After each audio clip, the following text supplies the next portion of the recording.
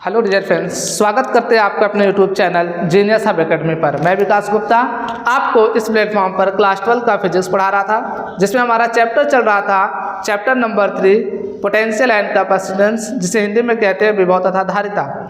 इसके पहले हम लोगों ने लेक्चर को कंक्लूड किया था और हमने स्टडी किया था किसके बारे में। हम लोग रिलेशन पढ़ रहे थे, relation between electric field and potential, मतलब विद्युत क्षेत्र तथा हम लोग पढ़े थे जो इसके पहले वाले लेक्चर में हम लोगों ने पढ़ा था विद्युत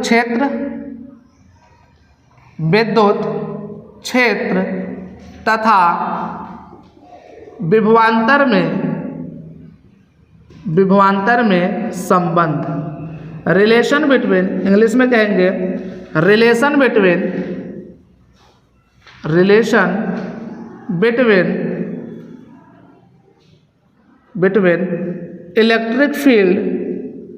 इलेक्ट्रिक फील्ड एंड पोटेंशियल। इसके बारे में हम लोगों ने चर्चा किया था। इसका पार्ट 1 हमने अपलोड किया है, आप लोग वहाँ से पार्ट 1 देख लीजिएगा। पार्ट 1 का जो केस था वो पार्ट 1 का केस था क्या, जब आपकी इलेक्ट्रिक फील्ड क्या थी, यूनिफॉर्म थी। क्या थी? यूनिफॉर्म थी। लेकिन आज का जो केस होगा, हमारे पास इलेक्ट्रिक फील्ड जो होगी, वैद्युत क्षेत्र होगा, वो यूनिफॉर्म नहीं होगा। तो आज के हमारे पास जो स्टडी करेंगे इसका second part, when electric field is non uniform, मतलब जब वैद्युत क्षेत्र एक समान ना हो। आज का जो हमारा टॉपिक है वो क्या है, जब वैद्युत क्षेत्र एक समान नहीं होगा तब के केस में हम लोग पढ़ेंगे क्या, relation between electric field and potential. Clear है बात यहाँ पे? तो इसके पहले जब हम लोगों ने स्टडी किया था तो क्या आंसर आया था, हम लोगों ने जब यूनिफॉर्म थी इलेक्ट्रिक फील्ड, उस केस में हम लोगों ने क्या पढ़ा था, delta V is equal to, हम लोगों ने पढ़ा था क्या, minus of vector E dot delta R vector. यही तो पढ़ा था हम लोगों ने, पढ़ा था या नहीं? लेकिन ध्यान रहे इस बात पे, ध्यान रहे कि बुक में सीधा दे देता है डेल्टा वी बराबर ई डेल्टा आर, या माइनस का, या दे देता है ई बराबर माइनस डेल्टा वी बटे डेल्टा आर, ये बुक में देता है भाई। तो ध्यान रखना, ये केस तभी पॉसिबल है, मैंने इसके पहले वाले लेक्चर में बताया था, ये केस तभी पॉसिबल है जब आपका, देखिए अगर यहाँ से हम डॉट प्रोडक्ट हटाएं, क्या हटाएं, डॉट प्रोडक्ट, तो क्या आएगा यहाँ से, डेल्टा वी बराबर ई डेल्टा आर, डॉट हटाएंगे तो क्या आएगा, कॉस थीटा। यही तो आएगा ना। अब जो बुक में ऐसे डायरेक्ट लिख देता है ई बराबर डेल्टा वी बटे डेल्टा आर, सीधे पक्षांतर कर देता है, लेकिन हमें पता है डॉट हटाएंगे तो एक शब्द क्या आती है, कॉस थीटा। ये भी तो है ना। अब ये कॉस थीटा कहाँ जाएगा, एक्चुअल में देखा जाए यहाँ से ये माइनस का है, अगर एक्चुअल में यहाँ से ई बराबर देखा जाए तो ई बराबर क्या है, डेल्टा वी बटे डेल्टा आर कॉस थीटा, ये होता है। ये एक्चुअल फार्मूला है, समझ में आ रही बातें? ये कब का फार्मूला है, ये तब का फार्मूला है जब थीटा इज इक्वल टू भी कितना हो, 0 डिग्री। और थीटा है क्या, तो थीटा है आपका इलेक्ट्रिक फील्ड और ये विस्थापन जो डिस्प्लेसमेंट है उनके बीच का कोण। तो उनके बीच का कोण जब थीटा बराबर 0 डिग्री होगा तब जाकर के ये फार्मूला सही होगा, अदरवाइज ये फार्मूला आपका हमेशा सही होगा। क्लियर है बातें यहाँ पे? तो ये फार्मूला कब का था, जब हम लोग यूनिफॉर्म पढ़े थे, यूनिफॉर्म इलेक्ट्रिक फील्ड। लेकिन आज का केस हमारे पास क्या, जब वैद्युत क्षेत्र क्या हो, एक समान ना हो, सॉरी यहाँ पे क्या लिखोगे, जब वैद्युत क्षेत्र एक समान ना हो तब के केस में हम लोगों को पढ़ना है क्या, रिलेशन पढ़ना है, किसके बीच, इलेक्ट्रिक फील्ड और पोटेंशियल के बीच। क्लियर बात? तो देखिए जरा ध्यान समझिएगा। अब मैं ये इलेक्ट्रिक फील्ड ऐसे बना रहा हूँ, क्या ये यूनिफॉर्म है? नहीं है। अब हमने ऐसे बना दिया, क्या ये यूनिफॉर्म इलेक्ट्रिक फील्ड है? नहीं है। तो ये इलेक्ट्रिक फील्ड हमने ले लिया, कैसा है, एक और हमने यहाँ से मान लीजिए ले लिया, ये क्या यूनिफॉर्म है? नहीं है। तो ये कैसे इलेक्ट्रिक फील्ड हो गए, नॉन यूनिफॉर्म। अच्छा, ये इलेक्ट्रिक फील्ड अगर कहीं होंगे, ध्यान से सुनना, तो ये इलेक्ट्रिक फील्ड पूरे स्पेस में होगा, निर्वात में होगा या नहीं होगा? क्लियर है बात ना। अगर ये पूरे स्पेस में है इलेक्ट्रिक फील्ड और इस इलेक्ट्रिक फील्ड में अगर मैं कोई पॉइंट मानूं, जैसे समझो अभी मैं बात मान लिया हमारे पास क्या है, एक आवेश मैंने मान लिया, क्या है, एक आवेश है। अब इसके चारों तरफ क्या होगी, इलेक्ट्रिक फील्ड होगी या नहीं होगी। अब ये वैद्युत क्षेत्र होगी, मैंने मान लिया एक असमान वैद्युत क्षेत्र है। अब इस वैद्युत क्षेत्र के चारों तरफ जो वैद्युत क्षेत्र है, इसमें कोई बिंदु ऐसे में मान लूँ, कोई एक बिंदु ऐसे मान लूँ इस पूरे इलेक्ट्रिक फील्ड में, तो इस बिंदु का कोई रेफरेंस पॉइंट होगा कि नहीं होगा भाई। इसकी दूरी किसी ना किसी रेफरेंस पॉइंट से हम लेंगे कि नहीं लेंगे भाई। ये स्पेस में है तो मैं पूछूं ये बिंदु कहाँ है, तो आप कैसे बताओगे, कहोगे इस वाले से इतनी दूरी पर, उससे इतनी दूरी पर। तो हमारे पास 3 एक्सिस होती है, कितनी एक्सिस होती है, 3 एक्सिस होती है। उन तीनों एक्सिस से इसकी दूरी बताओगे कि नहीं बताओगे। तो ये बिंदु अगर आपको पहले से पता होना चाहिए, निर्वात में कोई बिंदु है तो उसका कोई ना कोई रेफरेंस पॉइंट होता है कि वो बिंदु किससे है और कहाँ पर है। बात समझ पा रहे हो कि नहीं। ऐसे अगर मैं यहाँ पर, ध्यान समझना, अगर मैं यहाँ पर कोई बिंदु ले लूँ, जैसे मान लो अब ये नॉन यूनिफॉर्म इलेक्ट्रिक फील्ड है। अगर ये नॉन यूनिफॉर्म इलेक्ट्रिक फील्ड है तो बताओ क्या फार्मूला इतना आसानी से एप्लीकेबल किया जा सकता है। ये तो किसके लिए था, यूनिफॉर्म के लिए था। किसके लिए था, तो अगर ये नॉन यूनिफॉर्म, मैं इस लाइन की बात कर रहा हूँ, अगर ये नॉन यूनिफॉर्म है तो हम लोग क्या करेंगे, इसे यूनिफॉर्म बनाना पड़ेगा, क्योंकि हमारे पास नॉन यूनिफॉर्म के लिए, असमान के लिए कोई ऐसा फार्मूला नहीं हमारे पास। इसीलिए केवल अगर एक समान इलेक्ट्रिक फील्ड है तब के लिए फार्मूला है। तो जरा एक बात बताइए, अगर मैं यहाँ से छोटा सा पॉइंट ले लूँ, 2 पॉइंट ऐसे छोटा सा, तो बताओ इस छोटे से पॉइंट के लिए क्या इलेक्ट्रिक फील्ड यूनिफॉर्म होगी कि नहीं होगी, बताओ। नहीं समझ पा रहे हो बात। मैंने कहा ये पूरी क्या है, total non uniform electric field है। अगर मैं, देखिए जरा ध्यान से, अगर मैं यहाँ पर एक बिंदु और एक बिंदु यहाँ पर ले लूँ, तो बताओ इस रेंज के लिए इलेक्ट्रिक फील्ड यूनिफॉर्म है कि नहीं। देखो बिल्कुल एक सीधे डायरेक्शन में है या नहीं होगी। छोटे से पॉइंट के लिए तो यूनिफॉर्म होगी कि नहीं होगी।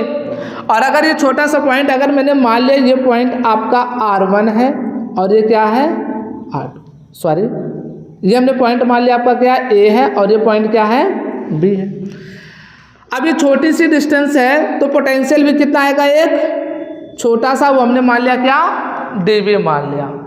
अच्छा यहाँ पे इलेक्ट्रिक फील्ड क्या होगी, यूनिफॉर्म होगी।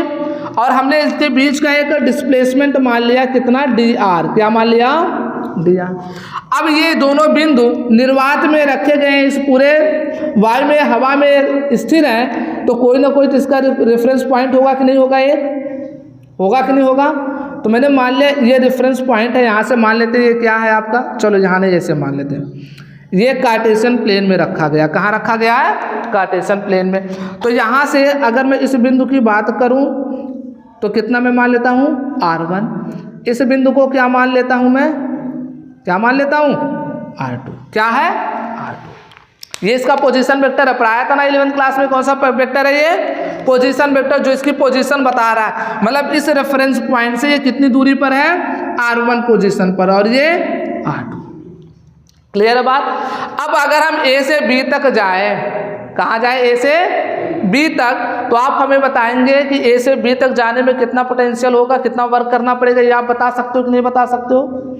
या अगर मैं एक समान वैद्युत क्षेत्र के लिए अगर फार्मूला लगाऊं तो dV बराबर क्या हो जाएगा, minus of vector E dot dr vector हो जाएगा कि नहीं हो जाएगा, जरा ये बताइए। क्यों, क्योंकि इस पॉइंट के लिए क्या है, इलेक्ट्रिक फील्ड यूनिफॉर्म है, छोटे से पॉइंट के लिए। अब अगर हमें पूरा इलेक्ट्रिक फील्ड का निकालना है तो क्या करेंगे, ऐसे छोटे छोटे पॉइंट हम लोग काटते जाएंगे कि नहीं जाएंगे, हाँ या ना, अरे बोलिए ना भाई। ऐसे छोटे छोटे पॉइंट बना करके काटते हुए अगर जाएंगे तो हर जगह क्या मिलेगा, dV मिलेगा कि नहीं, हाँ या ना। ऐसे dV क्या हो जाएंगे, मिलेंगे। ऐसे इधर भी छोटा छोटा पॉइंट में छोटा छोटा dV मिलता जाएगा ऐसे। अगर अब हमें मान लेते हैं, ध्यान समझना, हमें मान लेते हैं एक पॉइंट यहाँ पे था, मान लेते हैं ये छोटा सा पॉइंट, ये P मान लेते हैं, और हम ये पॉइंट क्या मान लेते हैं, यहाँ पे ये पॉइंट Q मान लेते हैं। हमने कहा इस P और Q के बीच का हमें पोटेंशियल डिफरेंस बताइए। क्या बताइए, पोटेंशियल डिफरेंस और इलेक्ट्रिक फील्ड के बीच का रिलेशन बताइए हमें। तो आपको पता है P और Q के बीच क्या यूनिफॉर्म है इलेक्ट्रिक फील्ड या नहीं है, यूनिफॉर्म है इलेक्ट्रिक फील्ड या नहीं है, नहीं है। देखो यहाँ पे देखो, ऐसे गया फिर ऐसे ऊपर उठ गया, ऐसे गया, इसका मतलब P और Q के बीच यूनिफॉर्म नहीं है। तो हम क्या करेंगे, पहले छोटा छोटा खंड P और Q के बीच काट लेंगे और छोटी छोटी क्या मिल जाएगी हमें, dv मिल जाएगी। फिर क्या करेंगे, p से q तक जितना dv मिला उसको हम क्या करेंगे, जोड़ देंगे। जोड़ने के लिए हम लोगों ने पढ़ा क्या कर देंगे, समाकलन। क्या कर देंगे, समाकलन। तो भैया अगर p से q के बीच का हमें डिफरेंशिएट मतलब वो चाहिए, रिलेशन चाहिए या पोटेंशियल चाहिए, तो क्या करेंगे हम लोग, ऐसे छोटा छोटा dv हमारे पास मिलता जाएगा कि नहीं मिलता जाएगा। और अगर ऐसे मिलता जाएगा तो हम लोग क्या करें, इन सबको जोड़ देंगे। जोड़ने के लिए मैंने आपको बताया क्या करोगे, आप इंटीग्रेशन करोगे। क्या करोगे, इंटीग्रेशन। ऐसे dv का इंटीग्रेशन कर देंगे तो बराबर इंटीग्रेशन क्या हो जाएगा, dv का minus e dot dr vector. कहाँ से कहाँ तक, r1 से r2 तक कर देंगे कि नहीं कर देंगे, r1 से r2 तक। मान लेते हैं, अभी ध्यान से सुनिएगा, ये पोजीशन वेक्टर इसका नाम मान करके हम किसका मान लेते हैं, क्योंकि हमें p से q तक चाहिए ना, तो इसको हम क्या मान लेते हैं, ये p का मान लेते हैं और ये q का। तो q का r2 है और इसका कितना है r1। तो p से q तक का चाहिए तो r1 से कहाँ चाहिए, r2 तक, r1 से। और p से q के बीच में एक छोटा सा हमने dv काटा, छोटा सा एक लेंथ लिया, उसमें हमने dv निकाल लिया। हमने छोटा सा क्यों लिया, क्योंकि छोटे से में इलेक्ट्रिक फील्ड क्या हो जाएगी, एक समान हो जाएगी, जिससे हम ये फार्मूला लगा सकते हैं। अब ऐसे छोटा छोटा p से q के बीच में हम लोग काट लेंगे, है ना। काट करके क्या करेंगे, सबको जोड़ना पड़ेगा। जोड़ने के लिए हमने बोला क्या कर दो, इंटीग्रेशन कर दो। तो हमने dv का क्या कर दिया, इंटीग्रेशन कर दिया। और इंटीग्रेशन कहाँ से कहाँ तक करोगे, p से q तक। तो p से q तक कहाँ है, r1 से r2 तक। समझ बात आई या नहीं आई। तो हमने ये कर दिया और ये फार्मूला आपका हमेशा के लिए क्या होगा, सत्य होगा, चाहे आपका इलेक्ट्रिक फील्ड यूनिफॉर्म हो या ना हो। बात समझ में आई। कैसे, अगर आप प्रूव करना चाहते हो तो देख भी सकते हो। जब dv का करेंगे इंटीग्रेशन तो क्या होगा भाई, छोटा छोटा dv काटा था, जब सारे dv को क्या करें, इंटीग्रेशन का मतलब क्या होता है, जोड़ना। सारे dv को जोड़ेंगे तो p और q के बीच का तुम्हें पोटेंशियल डिफरेंस नहीं मिलेगा, मिल जाएगा ना। हमने किया क्या यार, देखो जरा p और q के बीच हमने किया क्या, छोटा छोटा dv काटा है। अगर p और q के बीच जितने dv हैं सबको जोड़ दूं तो क्या ये p और q के बीच का पोटेंशियल डिफरेंस नहीं मिलेगा, मिलेगा ना। तो इंटीग्रेशन का मतलब ये होता है जोड़ना। तो जब मैं इसको जोड़ दूंगा, इंटीग्रेशन कर दूंगा, इसका मतलब हमें p और q के बीच क्या मिल जाएगा, पोटेंशियल डिफरेंस डेल्टा भी मिल जाएगा कि नहीं। और इधर इंटीग्रेशन करेंगे तो ध्यान से सुनिएगा, अगर हम इसका इंटीग्रेशन करेंगे तो क्या हो जाएगा, मान लीजिए, अब देखिए ध्यान से सुनिए, ये इलेक्ट्रिक फील्ड यूनिफॉर्म है या नहीं है, है या नहीं, ये बताओ। ये इलेक्ट्रिक फील्ड यूनिफॉर्म है या नहीं है, तो है, क्योंकि हमने एक छोटा सा पोटेंशियल निकाला था ना। ये dv है क्या, dv क्या है, यही तो है ना। और ये dv किसके लिए, एक छोटे से के लिए, और छोटे से के लिए यहाँ e क्या हमने माना था, यूनिफॉर्म माना था, ठीक है ना। तो अगर यूनिफॉर्म है तो इसे बाहर निकाल लो, माइनस ही बाहर आ जाएगा। और इसके साथ cos थीटा भी होगा कि नहीं होगा, तो cos थीटा भी क्या आ जाएगा बाहर। और dr r1 से r2 इंटू dr। अब dr का इंटीग्रेशन करोगे तो क्या आ जाएगा, तो डेल्टा बी बराबर माइनस ई cos थीटा। dr का जब इंटीग्रेशन करेंगे क्या हो जाएगा, r कहाँ से कहाँ तक, r1 से r2। अब देखिए यहाँ से डेल्टा बी बराबर क्या हो जाएगा आपका, डेल्टा बी बराबर माइनस ई cos थीटा। और यहाँ से r2 की वैल्यू रखो तो r2 पहले रखेंगे माइनस फिर r1, तो हो जाएगा r2 माइनस r1। तो क्या ये नहीं है, डेल्टा बी बराबर माइनस ई cos theta. r2 minus r1 क्या है, देखो r2 माइनस r1 क्या है, इसके बीच का डिस्प्लेसमेंट, यही तो है ना डेल्टा r, क्या है ये डेल्टा r। तो डेल्टा बी बराबर क्या आ जाएगा, माइनस ई डेल्टा r cos थीटा। यही तो आ गया कि नहीं आ गया।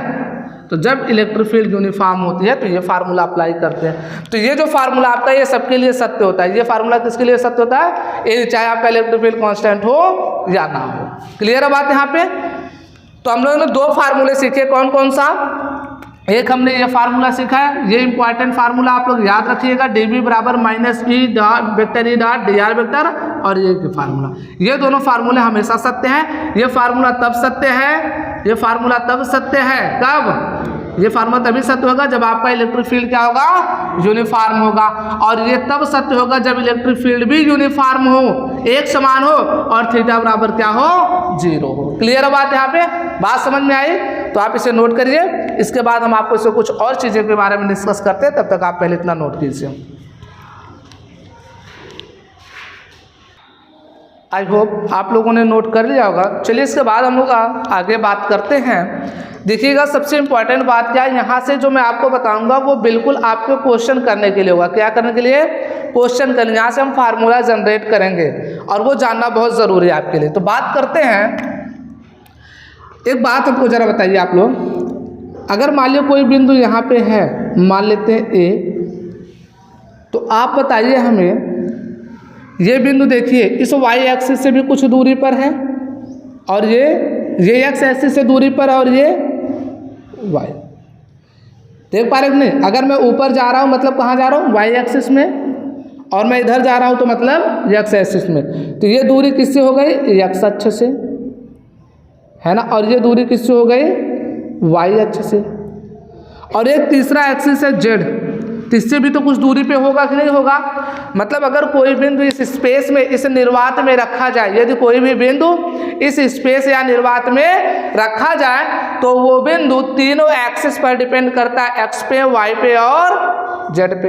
क्लियर है बात यहाँ पे? तो अगर ऐसे मैं बता दूं, जो मैंने दूरी लिया था r वेक्टर को लिखना चाहूँ तो मैं कैसे लिख सकता हूँ? कहेंगे भैया ये x i कैप लिख लो, क्योंकि x डायरेक्शन में भी होगा, plus y j cap plus z। ये बात समझ में आई या नहीं है? क्योंकि ये दूरी जो r होगी क्या होगी? तीनों एक्सिसों पर डिपेंड करेगी। ये दूरी बहुत बड़ी है, अगर मुझे छोटी सी दूरी लेनी पड़ेगी तो मैं क्या ले लूँगा? dr vector. समझ में आ रही बात है? अब ये dr वेक्टर है तो सब जगह d लगा दो तो क्या हो जाएगा? dx i cap plus dy j cap plus dz k cap. इसको रिप्रेजेंट करने को हम कहते हैं कार्टेशियन फॉर्म में। किस फॉर्म में हमने रिप्रेजेंट कर दिया? कार्टेशियन फॉर्म, जिसे हम कहते हैं कार्तीय पद्धति में। कार्टेशियन फॉर्म एक ऐसा फॉर्म होता है जिसमें हम उसकी किसी चीज़ की डायरेक्शन या किसी चीज़ का हम जो है जब रिप्रेजेंट करते हैं तो तीनों एक्सिसों में रिप्रेजेंट करते हैं, तो उसे हम क्या कहते हैं? कार्टेशियन सिस्टम कहते हैं। ठीक है ना? ऐसे आपकी एक इलेक्ट्रिक फील्ड होगी, क्या होगी? इलेक्ट्रिक फील्ड भी होगी, तो चारों दिशाओं में होगी, तो वो भी तीनों एक्सिस पर डिपेंड करेगी। किस पे करेगी? तीनों एक्सिस पर। तो कैसे लिखेंगे? वेक्टर E बराबर EX i cap plus EY j cap plus EZ k cap. बात बताओ, ये बात समझ में आई नहीं? ये भी क्या हो गया? Cartesian form. किसमें? Cartesian form. अब यहाँ से अभी हमने एक फार्मूला पढ़ा, किसका? dv का। तो हमने पढ़ा dv इज इक्वल टू, हमने क्या पढ़ा? Minus e dot dr vector. यही तो पढ़ा अभी हम लोगों ने, यही पढ़ा। तो जरा यहाँ पर हम लिखेंगे क्या हो जाएगा? dv बराबर माइनस e वेक्टर को इस कार्टेशियन फॉर्म में लिखो तो लिखेंगे क्या? ex i cap plus ey j cap plus ez k cap. Clear है बात यहाँ पे?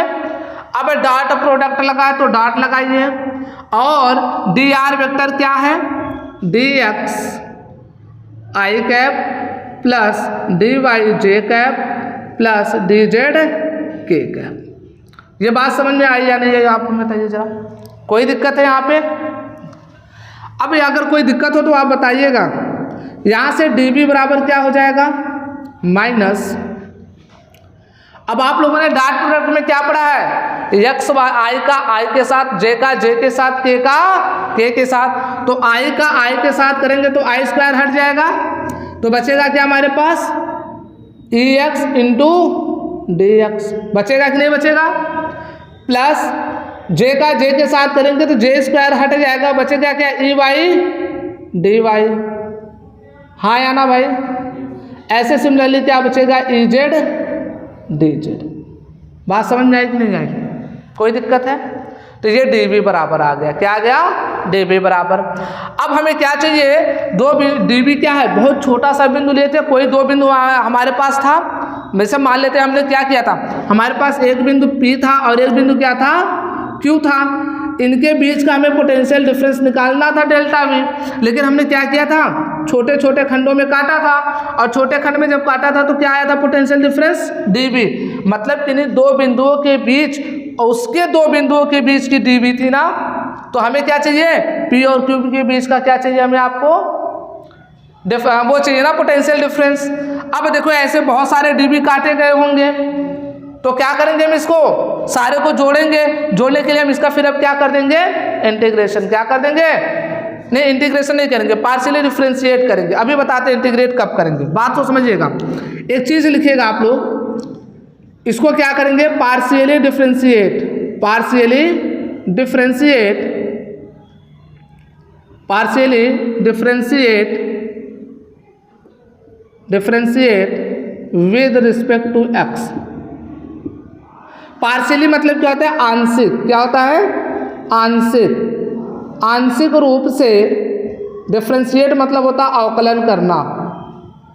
आंशिक रूप से अवकलन करने पर, और किसके सापेक्ष, यक्स के सापेक्ष। तो ध्यान से सुनिएगा ये बात, जब यक्स के सापेक्ष हम अवकलन करते हैं तो वाई और जेड को हम लोग कांस्टेंट मानते हैं। क्या मानते हैं, कांस्टेंट। क्या मानते हैं, कांस्टेंट। और कांस्टेंट का अवकलन क्या होता है, जीरो होता है। क्या होता है, जीरो होता है। तो ये दोनों टर्म क्या हो जाएंगे, जीरो। जब इसका पार्शियली डिफरेंशिएशन हम करते हैं तो डी की जगह एक वर्ड आता है डेल। क्या आता है, डेल। तो ये होता है डेल। ये किस तरह बनता है, डेल। तो हो जाएगा डेल वी। किसके सापेक्ष कर रहे हैं, एक्स के सापेक्ष। तो नीचे आ जाएगा डेल एक्स बराबर क्या हो जाएगा, ये दोनों क्या हो जाएंगे, जीरो हो जाएंगे। तो बचेगा क्या, माइनस ई एक्स इंटू डी एक्स का करेंगे किसके सापेक्ष, किसके सापेक्ष, एक्स के सापेक्ष करेंगे तो कितना हो जाएगा, इसका एक हो जाएगा। तो हो जाएगा आपका कितना, माइनस ई एक्स। क्या हो जाएगा, ये बात समझ में आई नहीं आई, क्योंकि भाई एक्स के सापेक्ष करेंगे अवकलन डी एक्स का तो कितना हो जाएगा, बात समझ में आ रही है। तो इस तरीके से हम लोग करिए तो ये आ गया, मतलब डेल वी बटे डेल एक्स का मान कितना आ गया, माइनस ई एक्स। बात समझ में आई कि नहीं आई भाई, इसे कहते हैं पार्शियली डिफरेंशिएट करना।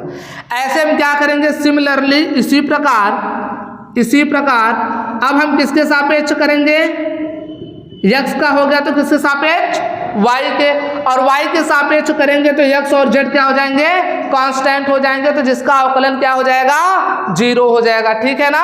तो जब उसका करेंगे तो इसी प्रकार क्या आ जाएगा, डेल वी बटे डेल एक्स बराबर कितना आ जाएगा, माइनस ई वाई। बात समझ में आ रही है। ऐसे फिर क्या करेंगे, जेड के सापेक्ष करेंगे तो आपका एक्स और वाई क्या हो जाएगा, कांस्टेंट हो जाएगा। और जब एक्स और जेड कांस्टेंट हो जाएंगे तो यहाँ क्या बच जाएगा, डेल वी बटे डेल, सॉरी यहाँ पे वाई होगा बेटा, डेल वी बटे डेल वाई, क्योंकि वाई के सापेक्ष कर रहे हैं ना। जैसे यहाँ एक्स सापेक्ष करें तो यहाँ एक्स लिखे, यहाँ वाई के सापेक्ष करेंगे तो क्या हो जाएगा, वाई। और यहाँ पे किसके सापेक्ष कर रहे हैं, जेड के, तो हो जाएगा डेल वी बटे डेल जेड। और जेड के सापेक्ष करेंगे तो एक्स वाई कांस्टेंट, इसका अवकलन क्या हो जाएगा, जीरो। तो बचेगा क्या, माइनस ई जेड। बात समझ में आई कि नहीं आई, कोई दिक्कत है। तो आपने देखा डेल बी बटे डेल एक्स का मान माइनस एक्स आया, इसका मान ये आया, और डेल बी बटे डेल जेड का मान कितना है, माइनस ई बाई जेड।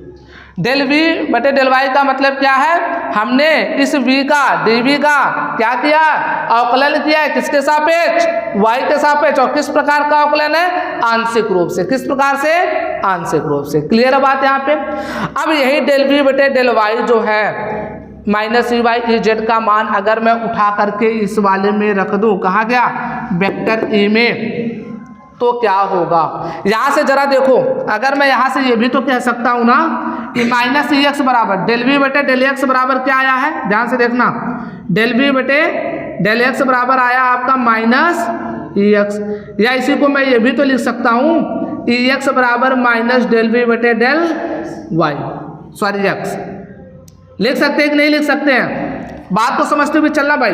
और ऐसे डेल वी बटे डेल वाई को बराबर हम क्या लिख सकते हैं, सॉरी ऐसे लिखते हैं। जब ये लिख सकते हैं तो सीधे अब मैं ई वाई बराबर लिख दूं, क्या हो जाएगा, माइनस डेल वी बटे डेल वाई। और इसी प्रकार से अगर मैं ई जेड बराबर लिखूं तो क्या हो जाएगा, माइनस डेल वी बटे डेल जेड। हो जाएगा कि नहीं? अब आप बताओ, आपके पास इस इक्वेशन में देखा जाए तो EX है, EY है और EZ है। इस EX, EY और Z की वैल्यू को उठाकर हम यहाँ रख सकते हैं कि नहीं रख सकते हैं? तो वो वैल्यू उठाएंगे और हम यहाँ आकर रख देंगे, ठीक है ना। तो पहले आप इतना नोट करिए, फिर उसके बाद आपको इसमें हम वैल्यू पुट करते हैं और उसके बाद फिर आगे चलते हैं। क्लियर है बात यहाँ पे? आई होप आप लोगों ने नोट कर लिया होगा।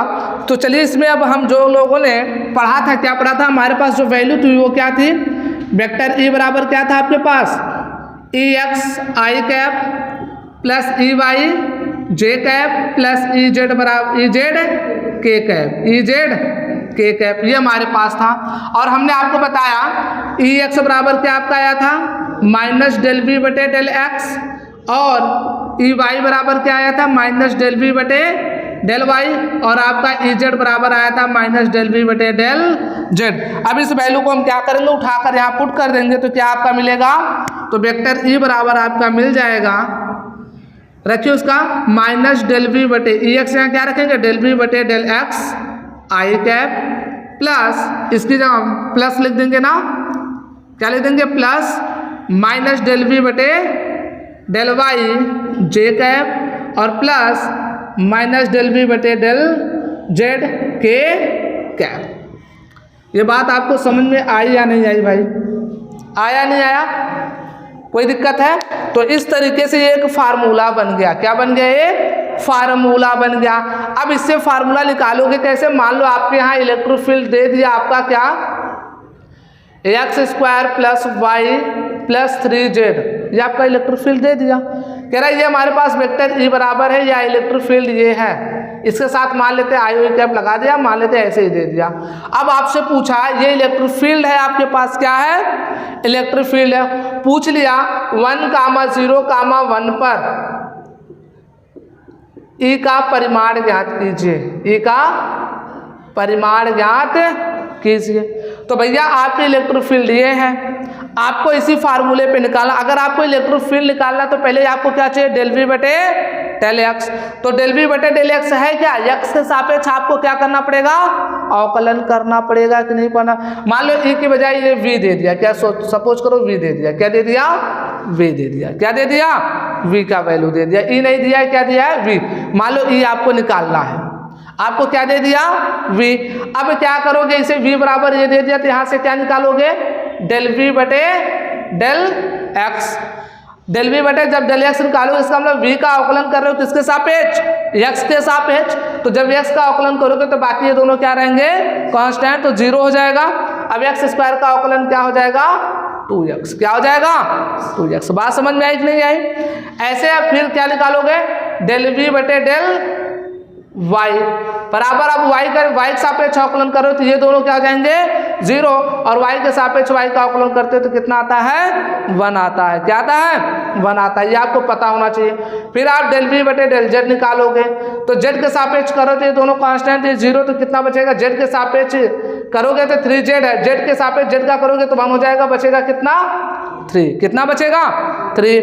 ये मैंने आपको सिखाया, इसी वजह से अवकलन सिखाया था कि आप लोग पढ़ लीजिए। अब यही वैल्यू उठा करके यहाँ आप लोग पुट कर दोगे तो वेक्टर E बराबर आपको क्या मिल जाएगा, वेक्टर E बराबर क्या आ जाएगा, डेल V बटे डेल X का मान कितना आया, 2x, तो आ जाएगा माइनस 2x I कैप। फिर यहाँ से बताओ क्या हो जाएगा आपका, डेल V बटे डेल Y का मान कितना आया, 1, तो हो जाएगा माइनस J कैप। हो जाएगा कि नहीं हो जाएगा? और ऐसे वहाँ पर डेल V बटे डेल Z का मान 3 आया, तो यहाँ 3 रखोगे तो कितना हो जाएगा, माइनस 3K कैप। ये आपकी क्या आ गई भैया वैल्यू, वेक्टर E आ गया। क्या आ गया, वेक्टर। इसका आपको परिमाण निकालना, तो आपको पता है ना, वेक्टर E का परिमाण निकालोगे तो क्या हो जाएगा, अंडर रूट ये इसका स्क्वायर, तो क्या हो जाएगा, माइनस 2x का स्क्वायर, प्लस इसका कितना है, -1 है तो -1 का स्क्वायर, और प्लस इसका क्या, -3 का स्क्वायर। ये बात समझ पा रहे हो कि नहीं समझ पा रहे हो? अब यहाँ से करोगे तो बेटा कितना हो जाएगा, अंडर रूट 2 का स्क्वायर को 4, तो हो जाएगा 4x स्क्वायर, प्लस ये कितना हो जाएगा, 1, और ये प्लस 9। अब देखो क्या बोला है, किस वैल्यू पर, 1, 0, 1 पर, मतलब x बराबर 1, y बराबर 0 और x बराबर z बराबर भी 1। तो x बराबर कितना है 1, तो यहाँ 1 रखोगे तो कितना हो जाएगा 4 हो जाएगा, नहीं हो जाएगा। 1 की वैल्यू रखो, 1 स्क्वायर 1 और 4 1 कम 4, धन 1 धन 9, तो कितना आ जाएगा 9 4 13 1 14 वोल्ट पर मीटर। बात समझ में आई? तो इस तरीके से आपको वैल्यू निकालने हैं। ये तो मैंने आप ऐसे एज फार ना हो, मतलब आपको मैंने ऐसे बस एग्जाम्पल के तौर पे समझा दिया कि इसका प्रयोग कैसे करोगे। बात समझ में आ गई कि नहीं आई? तो इस तरीके से आप क्या निकाल सकते हो, इलेक्ट्रिक फील्ड आप आसानी से निकाल सकते हो। अगले क्लास में हम लोग इसके ऊपर क्या करेंगे, न्यूमेरिकल करेंगे और बिल्कुल इसी तरीके से करेंगे जैसा हमने बताया। तो आप इसको नोट करिएगा, जल्द ही अगले लेक्चर में हम इससे न्यूमेरिकल करने वाले हैं, ठीक है ना? तो आप इसे नोट करिए।